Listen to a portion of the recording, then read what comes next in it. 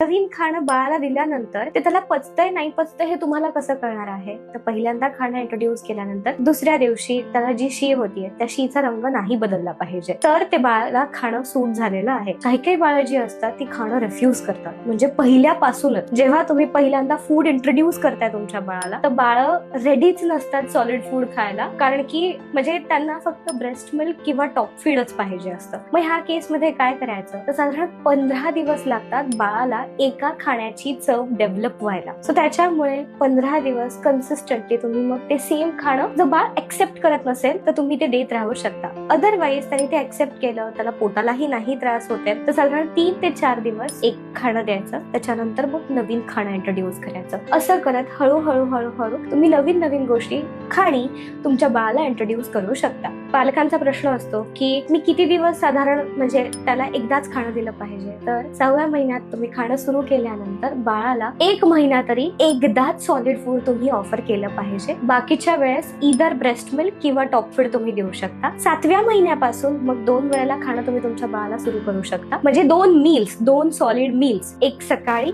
एक संध्याकाळी.